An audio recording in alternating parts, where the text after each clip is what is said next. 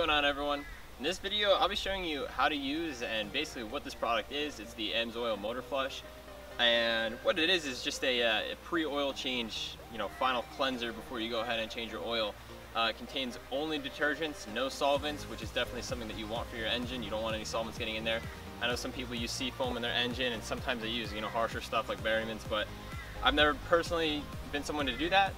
And actually, in fact, before this I had a treatment called Auto RX in this, and so technically this is my flush phase of that. If you know anything about that, you can look into it more, but I'm not going to go into that. This is just the Amsoil engine and transmission flush. So the directions say literally just put this in, run at idle for 15 minutes. So add this entire bottle to your crank and then run it. And this is especially useful for people who are switching over to Amsoil, and to use this right before you put your first treatment of Amsoil in, or it's not even a treatment, it's just their oil. This definitely helps because this will remove a lot of the stuff that over time you would be removing with Amsoil, so it'll keep the oil cleaner for longer basically.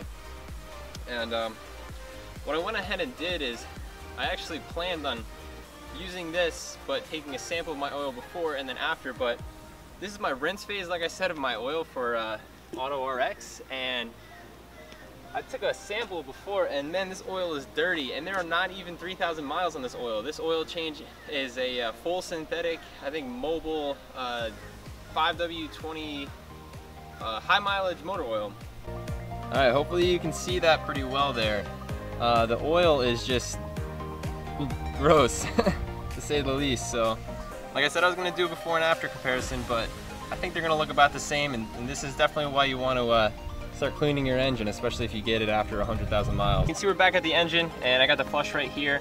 Just going to pour this in the bottle and run it at idle for 15 minutes. It's important not to run the engine at load, so no driving, no revving the engine while this stuff is in there.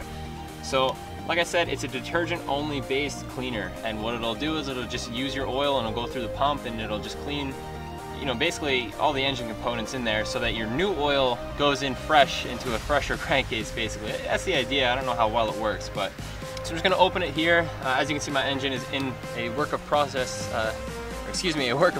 state. I'm missing this 5.7 cover because I'm doing some custom work, but different story for a different time. And I'm going to go ahead and I'm going to open this. Feels like it. Bought this little Jeep tool off eBay. I cannot tell you how many times I've used this thing. And the directions literally say, add entire bottle to engine oil fill pour. Idle engine for 10 to 15 minutes, then immediately drain oil. Replace engine oil and filter and refill with new engine oil.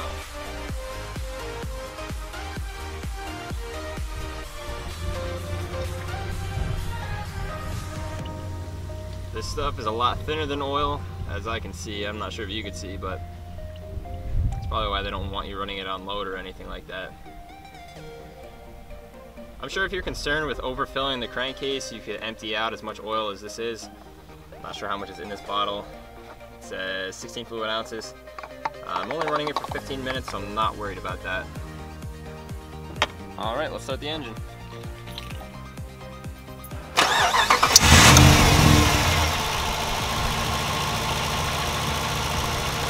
Alright guys, it's been about 15 minutes and I'm about ready to take another sample of the oil. So one thing to be really careful of is that the oil is going to be hot now, so you don't want to get this on your hands. It might burn you, and you don't want that. So it's a good idea to let the engine cool, and then therefore letting the oil cool. But I'm going to go ahead and grab a sample real quick just for the purpose of the video. So I'm going to do an oil change video on how to do an oil change on this car right after.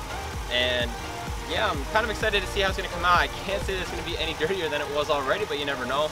And yeah, I'm going to grab a sample real quick. Alright guys, I got both oils right here and I hope you can see it. They do look just about the same still. The one thing I do notice on the new one, or the one that was after the trans flush, or the engine flush, is that it does have like a,